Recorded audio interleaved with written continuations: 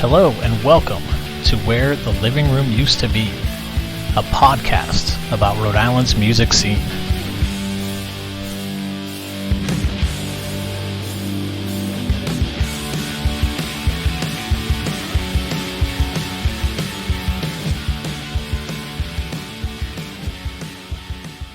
Hey everyone, it's James. Welcome to special edition episode number 2, and actually release number 74 overall. This one really is special because it's my first band interview. I got to chat with the guys from Toad The Stooligans about their new record that's going to be coming out later this month. Plus we talked a little bit about how the band came together, how they've evolved over the last 5 years, and their songwriting process. One thing that's also really cool is that we're going to be doing a raffle where you could win a CD copy of their new album Jesus Juice and a special Toad and the Stooligans bandana. So if you just head over to my Instagram page using the handle @LivingRoomUTB, you can find out some more details on that. It's really easy. Just basically follow our pages, leave a comment. Nothing too difficult, but you could win some cool stuff in the process. So good luck with that, and enjoy the interview. Toad and Stooligans, thanks for hopping on the podcast. I'm really excited to talk about your new record that's going to be out soon. But maybe we'll see if people can recognize your voices, but could you introduce yourselves and what instrument you play? Daniel Hill, keyboard player. I'm Dan, I play guitar and I do a bit of rapping and singing. I'm Matt and I play the drums. Alex, I play bass. I'm Mike, aka Toadstool, and I do hip-hop vocals. Cool. Just to get a little bit of background, can you talk about the start of the band and how it formed? I guess Toad and I, we worked at the same Armenian deli as people do all the time. And we both had an affinity for rapping, and we ended up writing a song one day during shit breaks. And then we ended up, we ended up getting invited to play a set with a rapper who we both were really fond of, Symmetry. And nice. Had to get a band together to do it because that's what we wanted to do, I guess. Yeah. You knew you wanted to do live hip hop from the start. Were you using beats early on with the two of you, or? Yeah, so I was doing a lot of solo stuff at the time, and it just wasn't really cutting it, wasn't doing it for me. And my friend Jake Davenport was like, "Hey, Toad, get a band. Hey, Toad, get a band." And then for 2 months, he messaged me "Hey, get a band." And then finally we got that opportunity, and we're like, "All right, let's start this friggin' band. Classic. And let's play this show." And we did just that, and we kind of just been off and running for the past 5 yeus. Okay. How did you find the band? Are you guys friends, or did you We've been friends for forever. Us four, we started the group. These were my 3 first picks for the band, and then Daniel was added later. I got drafted. Yeah, all right. You got pulled in. We got proposed to. Daniel was Daniel. I've known Daniel now for 10 years, I think, because we met at school, and he was down to play a couple of shows with us just to put some keys on our stuff, and it was really fun. Mm-hmm. We ended up proposing to him on stage at one of our shows. I think he'd be a member with a ring pop, I think. Yeah. Oh, legit. This is, that's cool. That would have been awkward if you said no. Oh, I was thinking about it, but I was like, I'm not glad. They went to so much trouble. You can't. Yeah. Because now you look, you just look ridiculous. I love him.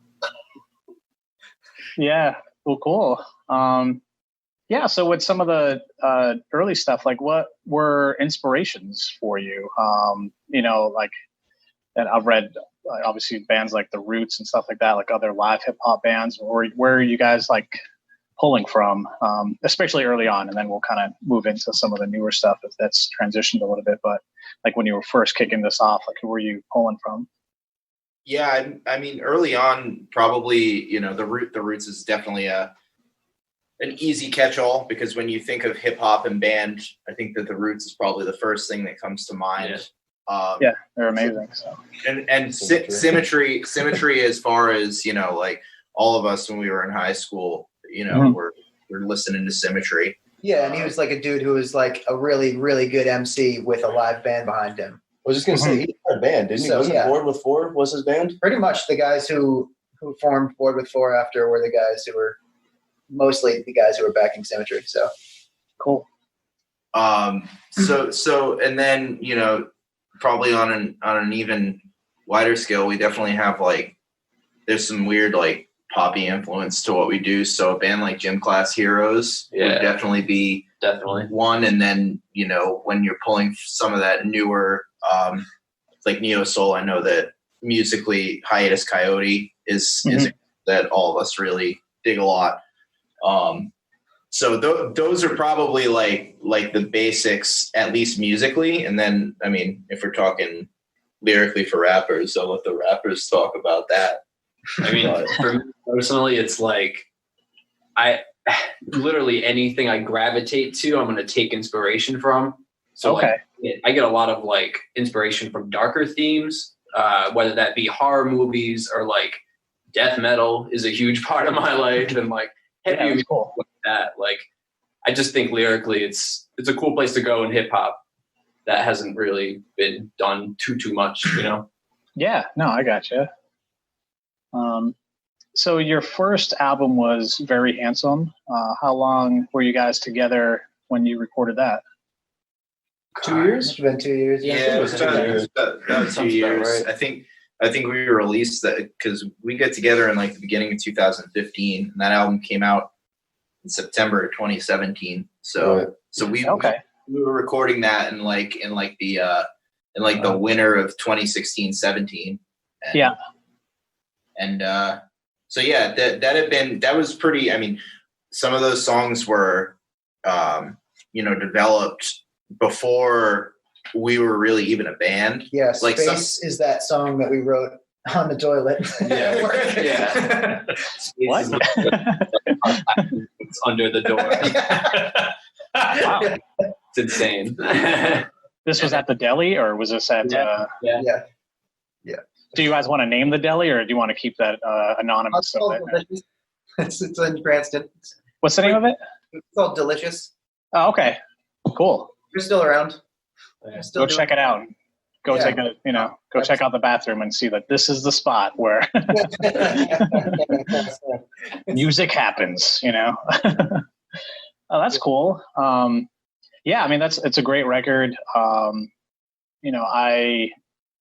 a drummer as well, so the stuff you're doing, Matt, I really kind of picked up on that. Some of the beats that you're doing are quite interesting and kind of diverge a little bit from just your typical hip hop beat. So I really appreciate what you guys are doing, even back then.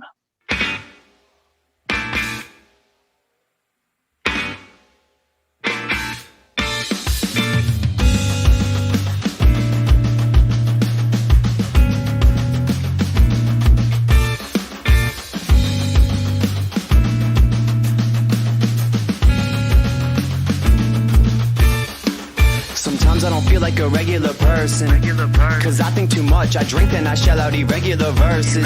Plus I've been stuck in my head for a minute, my written's akin to a furnace. So don't fuck with this boy, can't fuck with this boy like his lyrics are virgin. And the fruit of his loins stay hefty until it's your neck with a burling. But I ain't talking sterling. It seems like he nice, but really that's just on the surface. What is your purpose? You say that you working, but I've been on this clock for so long that my money goes round like a circuit, paying my dues with this service. So what the fuck is your purpose? This shit ain't for certain. Just look at these clowns making money off twerking. They run in a circus, they snakes like a serpent. Most of you worthless. I've been reaching a verdict that I'm not gonna stop till my kitchen is furnished. And my hands are all blistered and burned, so I'm finishing first while you Mr. Inertia. Been telling my mama that I'm gonna make it, and she tell me she love me, she tell me it's mine for the taking. And And I know that she mean it. I see her like I just got LASIK. Here's to the pay. Let's stack it till we got a house that is solely made out of our statements. Making a statement. Can you talk a little bit more about what your writing process is? Like, are you guys writing the music first and then layering in vocals after, or vice versa? Is there a particular songwriter, or is everyone just bringing ideas? It's kind of this weird thing where like there isn't really one specific way that they happen either. Like, okay, I think sometimes the most prevalent way is probably we'll just jam on something and then like parse it down a little bit. And yeah. So we'll come up with a musical jam first and then we'll parse it down.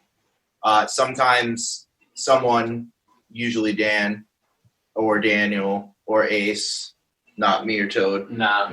We'll bring a musical idea in, and we'll evolve from that. And Okay. I think there are some instances where the lyrics have been written first as well. So we definitely approach our songwriting and just kind of like whatever the idea is that's there that day, Mm-hmm. play around with it, see where it goes, and if it's a good idea, we'll stick with it. Wherever the one takes. Yeah. That's it. Wherever the one takes us. My favorite way to write a song is to just be like, Daniel, give us 2 random chords. And Daniel just like picks a patch on the piano and just like picks 2 weird dark major chords or something like that. And we all like jump on and just jam on that for like 10 minutes. Toad always jumps in with a rhyme or like rap F Doom verse or something.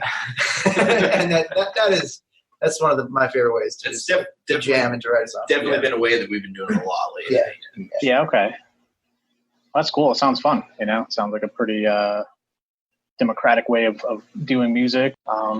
So when you put out that record, how was the response? Like, how did you guys get busy with that? Were you doing a bunch of shows? I mean, obviously a lot of people know who you are, but did it kind of kick off a lot of stuff? Or yeah, I mean, it did in the sense that like we popped onto the local scene. Like we had already had, and we still have, and we're very fortunate to have a lot of really good friends who are super supportive of what we do. Mm-hmm. Who've been there since before we popped that record out. And they've stuck around, and they've kept coming to shows and stuff too. But I think what surprised us was there was a lot of support around the local music scene that we didn't really expect, and we weren't really like super involved in it. Okay. I don't think. And all of a sudden, like we put the album out and we started playing shows, and we just started getting along with a whole bunch of different groups and people. Mm-hmm. These new people that we'd never met before. Yeah. I know you won a bunch of local awards as well, and have gotten a lot of attention from that, level of press and college radio and stuff like that. Correct? Yeah. And, yeah. And that too was. Gosh, no monitors. I have no idea how that sounded.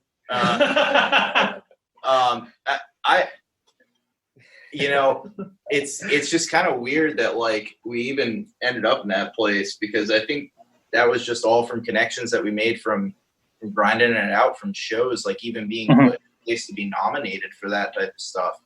Mm-hmm. So it was definitely like actually seeing our name nominated for like Breakthrough Hip Hop Act one year and then Best Hip Hop Act the next year, and then actually winning it on top of it was like against some really damn good hip hop artists in the state too. No, we were nominated. You got nominated. For the video one. So we got nominated for 2 awards that year, and one was the video and one was Breakthrough Hip Hop. And they did the video one first, and they did not announce us as the winners. And we were like, oh, okay, whatever.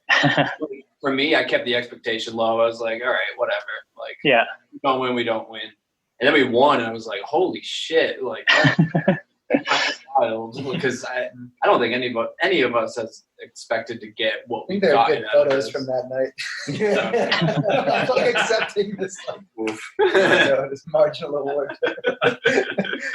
But shout out to the people over at Motif for putting on those awesome things and supporting local music. Awesome.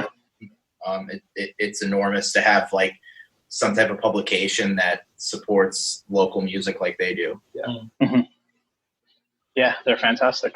But yeah, so like in between records, you put out a couple of singles. Was that like an intentional thing to like you had just been writing and wanted to get some new stuff out, or was it, like how much thought was put into that? Or it's a lot of it was like, yeah, we have these songs that like probably aren't going to really fit on the next record. We have had them written probably since we recorded Very Handsome, and it's like, it's time to put these songs out. I gotcha. Also like get some content out to our fans because they're so great to us and we want to keep rewarding them. And you know how it is. If you play drums, you're a musician, you just want people to hear your shit. Yeah. That's cool. So you did, just want to shout out, you did some stuff at Level Exchange in Pawtucket, correct? Yeah. One of those. We actually, we didn't actually like, it's funny, we didn't actually really work with Lindsay at Level Exchange all that much, except for she made the connection for us, engineer Kyle. And we did record drums at the Level Exchange building. That's right. But yeah, for our single flagship, we did that with Kyle Therian at Railroad Park. Westport, Mass. Yeah, he's got like one of those like old Airstream trailers that he's converted into a studio. Wow. That's rad. Also, like, I think there have been a lot of plans to at least like get something going with Level Exchange, and then they unfortunately became defunct. So but Lindsay was always super sweet and helpful to us. So they were great. The building over there was great. The spot was great. They're not together anymore. So yeah, she's awesome. But yeah, I mean, let's get into the new record, Jesus Juice. I guess first question, if you want to answer it, what does Jesus Juice refer to? Jesus Juice, Nate, where it came from was that because we actually wrote like a good amount of songs, and we didn't want to like just put a whole bunch of songs on one album. So I think what we did was we kind of broke it apart. So basically, we have this coming album called Jesus coming out, and then the album that we're going to put out next after this one is going to be called Devil's Nectar. So it's kind of a contrast between these two things that we've created. Think of System of a Down's Mesmerize and Hypnotize. It's that same. Okay. I would actually, another one too that I'd throw out there would be like Speaker Box and Love Below. All right. And that might be like thematically more of an apt thing where you got Andre 3000. Andre 3000 is like Jesus Juice, and then the big boy half of it, the Speaker Box is like Devil's Nectar. So yeah, it's kind of just like the Jesus Juice is definitely like the more soul and rock and funk influence side of pop influence side of what we do, and the Devil stuff is going to be like us delving into hip hop as hip hop more than we ever have. A little more hip hop than pop. But as far as what Jesus Juice, the term means, just think about it. Come home from a hard day's work, need some Jesus Juice. You go out party with your boys, I'm going to get some Devil's Nectar. Cool. Yeah, I mean, you kind of touched on it here. What people can expect. From my experience, and thanks for sending it over. I think that it's it's super solid. I think that you've done a great job of having that connection, like a lot of the sort of like syncopated beats, like a lot of like what I've kind of gathered from your earlier stuff is there. But there's some catchy stuff that has been in my head. So, good job with that, guys. And, I'd be excited if I were you to get this thing out, Thank you. So yeah, just from my own view, it's pretty killer, but, what was what would you say, can people expect with this record? Like, was it a plan to, you were kind of talking about these two pieces, but, overall, do you see that this was like a continuation from Very Handsome with some of those syncopated beats to keep it together, or was it, different than that from your own perspective? It's definitely like I don't know if the continuation's necessarily the right word. Okay. It is the next step after Very Handsome. I'd like to think the essence of Very Handsome is there. Yeah. But we've matured a lot, not only as people, but as musicians. And I think that really shows more than anything is like, oh shit, we're kind of delving into like other genres, and we're doing different things on this record that like a hip hop band, quote unquote, normally wouldn't do. Yeah, there's more songwriting in this album. Yeah, absolutely. Mm-hmm. And I think, and I'll say that like people are going to be surprised to hear. Yeah, it's probably just I would assume the addition of Daniel, but there's keys and horns and whistling, correct? So if you're a fan of whistling, go behind the new Toad the Stooligans record. But yeah, no, I can definitely hear some of that stuff. And but at that same time, I guess the point I'm trying to make is like it's not a huge departure from what you guys have become known for. Even like beat wise or other stuff. But. Stu. Not at all. And real quick too, just to touch on something that you brought up that is probably the most glaring difference between Very Handsome and Jesus Juice is just the addition of Daniel. Mm-hmm. Having Daniel involved in the writing process for the first time, because all the songs on Very Handsome were before Daniel was involved in the band. We recorded it with just the four of us. So this is like, we did Flagship and Swerve were the two singles we released with Daniel before, but these songs were really, for the most part, trap song too, no. I mixed in my part later. It was already very. Sorry. Yeah. But even really Flagship, Daniel added some stuff onto Flagship, but the structure of the piano was actually Dan green wrote sleeves that. thing. Yeah. So really, this is like these songs are the first songs that like Daniel's really been involved in the process of writing. And it to me, that's the thing that makes the most noticeable difference. There's a lot of influence that Daniel brings to the table. Most notably in the title track, that song is all Daniel. All Daniel, pretty much. All That's what happens when you give Daniel free reign. No one touch it. He brought it to the table, and we just couldn't believe what was going on. It was great. It was incredible. It's like, this is for real.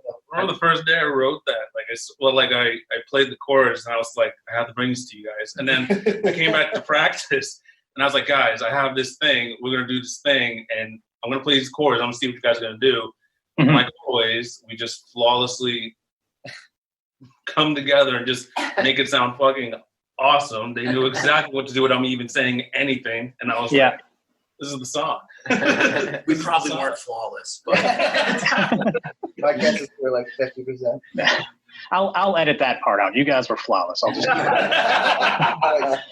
yeah. Well, yeah, cool. What's do you guys have your own personal favorites with the record that you want to shout out? Like, are there particular songs that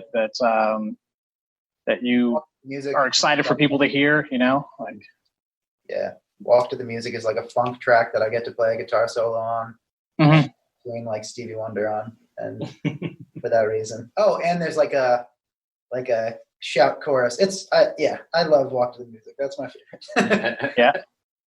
My favorite tune is Headspin. It's kind of like an old school soul, like R&B track. And it's one of those things you imagine going like a smoky club and in the 70s or 80s and just fucking vibing out and drinking whiskey, drinking Jesus juice, right? And, very nice, very handsome, very good. It's just good promo. it's just one of those like deep cut vibey tunes I really dig. My two favorites is of course Jesus Juice, the title track, but also Love Strong Wind. That song grew such ever since we made it to recording it, and even now, still listening, I'm like, man, this song, like there's a meaning behind this song. Yeah, It's really cool. That's a great Yeah, one. yeah. Really cool. I always loved Some You Don't. Yeah. Some You was really fun for me because that's just a bounce, everybody kind of get up and party song. Mm. But Yeah. Really easy to bounce to and like nod your head and keep something consistent. Like, oh man, all right, feeling it. That one definitely got some history too that you probably don't know about. That was originally like a quote unquote jazz standard tune that I tried to write for jazz ensemble back when Daniel and I were actually in school together. So like that refrain you hear at the beginning is like was the whole chorus of the song, and I was just like repeated with, you know, solos and stuff. But then we decided to turn it into a hip hop song, and like almost as if it was like sampled at the beginning. I gotcha. Yeah. I've been jamming. Yeah, that song's been stuck in my head, and yeah, I just also want to shout out Little Green Light. Like I guess it's not even a guilty pleasure because I'm telling you all right now, but I love like slow jams. Like, and not saying, I guess I don't want to call that a slow jam song, but it's kind of got that feel. So I'm like digging it. So yeah. So, I gotta say, Stevie C's, that song is just so catchy. Mm-hmm. How do you not like that song? Wake up, put on Stevie C. Boom. Good day.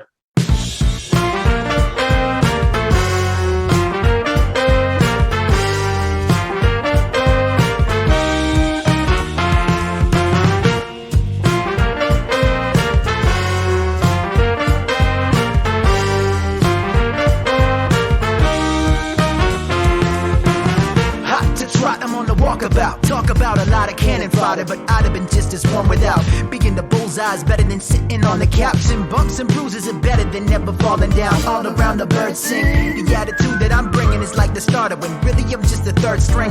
The burnt wings have been coming in handy. I don't got a seat at the table, but I get some of the candy. Isn't it grandiose the way that he handle flows, standing his toes and deliver like he's too big for the pantyhose? And that's the way that Danny goes. Finna get a bit silly, heat it up if it's a little bit chilly. When the sun ain't shining, I give a little bit more. When the sun is hiding, I give a little bit more. When the sun ain't shining, I give a little bit more. Oh, in the middle, let's go. And in the middle, let's go. When it's a little bit cold, come inside. The roads are beautiful, they do swim with the tide. And even if you drift away from the shore, if that's you, only you will I let your front door. But yeah, I mean, Toad brought up Stevie C's. I'd like to talk about the video that you guys put out for that song. It's really a fun video to watch. You know, anyone that's listening that hasn't seen it, you know, go check out anywhere, YouTube, Facebook, Instagram at Toad and the Stooligans. Check it out. But yeah, can you talk about that video? Kind of talk about how it was made and kind of the concept behind it. Because it's a bigger, and I guess it also expand out from there, because it seems like it's been a very well, planned out campaign that's kind of tied to the video. So it'd be kind of cool to hear how that came about. Yeah, I think Ace, you should probably take the floor here. Well, we were trying to figure out concepts for music videos and what songs we should do music videos for, and we were planning these ideas like right before the whole COVID thing happened. Mm-hmm. When COVID did hit, we realized like, okay, we're not going to be able to get all together and do some things. So we tried this one idea where we were all going to individually film something on our cell phones, and I was going to try to mash them together and make a music video for one of these releases. And we actually had a friend, Vianna Newton, who, was talking to us and was saying, I'm really looking forward to a nice Toad and the Stooligans video, a classic Toad and the Stooligans video. And me and Dan looked at each other and said, man, this is not going to be, literally the idea is not going to be this doesn't get it. Classic Toad and the Stooligans. So we kind of all got together here for practice, and we were spitballing ideas. And one of the things that came up was, well, why don't we do a Toad's Missing kind of concept, and we're all going to, gather together to go and rally and find Toad, and then the hilarity will ensue. Just us talking about ideas, random things would come here and there, like the posters and Beard putting up the wrong poster, and Daniel falling out, I'm the little girl. and then Dan riding his bike and me fishing and all that stuff. Yeah, we just thought that would be more genuine to who we are as Toad the Stooligans, to try to make another silly video. Okay. We shot it in 2 days. It was supposed to be one day that we were going to shoot it, but weather permitting, we picked up on another day and made it all cut together nice. So yeah, it was fun. We thought that Stevie C's is one of the funnier, not a funny song, but it's definitely a fun song. Melody wise, just melody wise, it's definitely. Bobby Rattel said it was like the best sitcom music he's ever heard of. It's definitely got like that upbeat, fun. Like I always pictured like Fat Albert like walking down the sidewalk. That's always like whenever I hear that main theme in CVCs, I always picture Fat Albert just skipping down the sidewalk.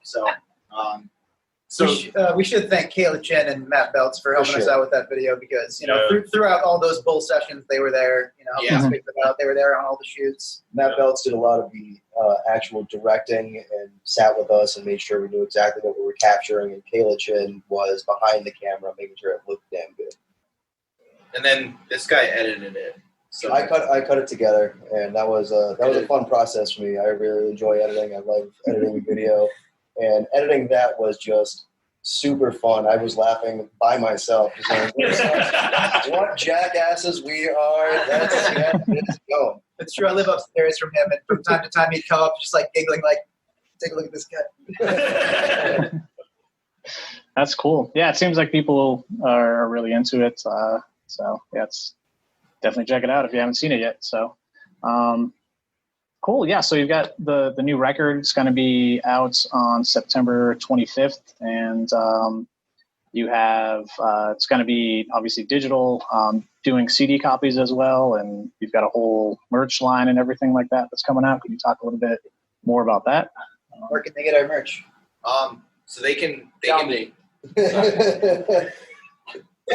so merchandise can be purchased through our website, or which is toadthestooligans.com. Yeah, that would be helpful. Walmart.com. And if they want to hit /shop, that'll bring them right to the store. Right. Yeah. So they can go there and do that, or if someone wants to be super friendly and message one of us, we'll take personal orders and stuff like that. It actually helps us. We're not shy. Because the website is mean and takes money away from us. Yeah. Oh, really? Okay. Yeah, but wherever you want to buy it's cool. The fact that you want to buy it is any support is cool in the first place. So we'll take it. But yeah, we're doing hoodies for the first time, and we've got 2 new shirt designs, and we've also got bandanas that we're printing. The response has been great so far. We're doing limited runs on all of them, and we're almost out of hoodies, and we're about halfway there on both the shirts. So. Oh, cool. We're pretty excited about the response so far. Definitely. Nice. And then, you can pre-save it now on Spotify, and is it going to be up on Bandcamp and everything like that as well? Yeah, we'll pretty much the gamut of digital. Yeah, everywhere that you want to have it on digital, it'll be there. It'll be there for you. Yeah. Always. And we're trying to put out content constantly for people. So if you want to friend us on Facebook, on Instagram, we're going to be putting out all the time. So awesome. It's out there. And I know that you just did a live stream where it looks like you guys were at FET. Is that correct? You guys were there? Yeah. I know it was for them. I'm playing the main stage. All right. The people who were working at FET that night and every night for the live streams are volunteers. Yeah. So okay. It was that before we went in, but huge shout out to the volunteers at FET that are making this stuff happen. And we were blown away by the quality that they provide, the quality of video and the quality of audio. They're just awesome. Yeah. But congratulations guys on the new record. Is there any other things that you wanted to bring up that I failed to ask? I mean, definitely want to give a shout out to everybody involved. So like the horn players on Jesus Juice, Isaiah Brown on saxophone, Michael D. Robson on trumpet, Tyler Barbosa on trombone. I had my sister Michelle Mybell Hill, who, you know, she's a really talented singer. She came out with her own EP.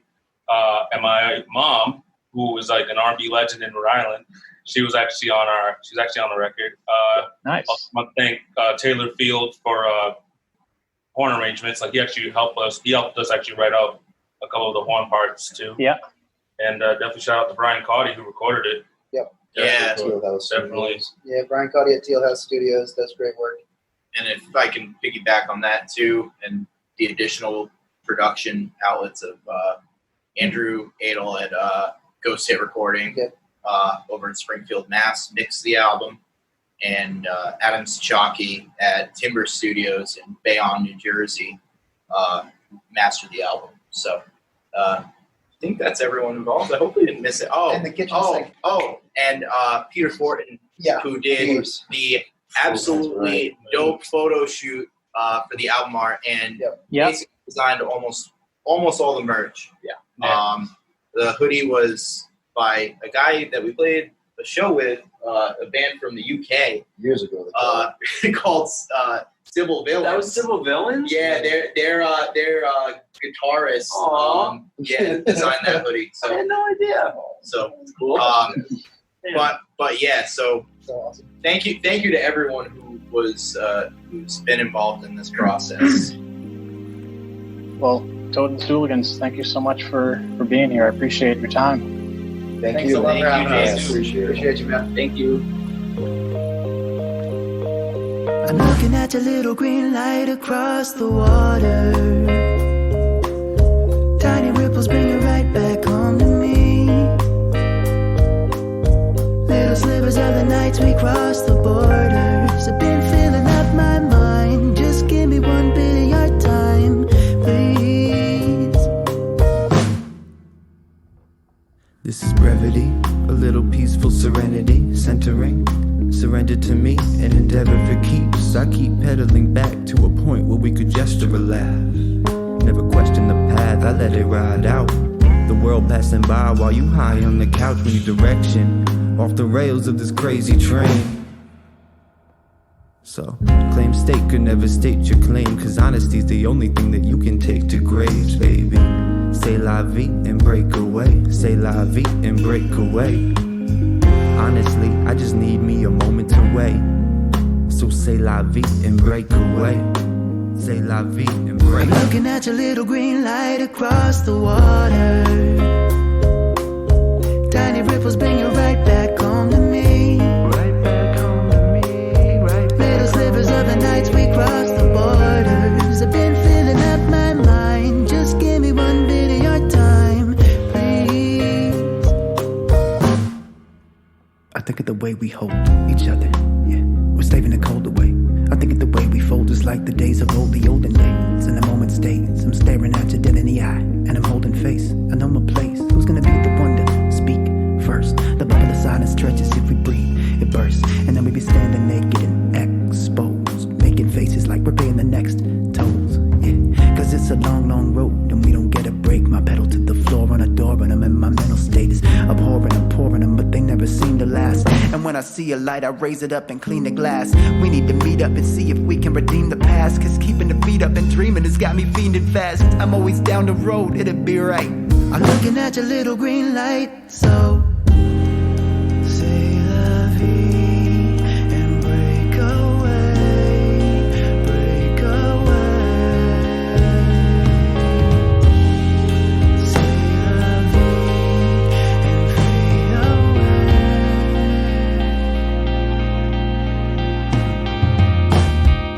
Right back home, la vie, right back home and break away. Right back home and go away. Right back home and right back home and maybe right back home and fade away. Right back home, fade away. Right back home. I'm looking at the little green light across the water. Tiny ripples bring you right back home to me. the nights we crossed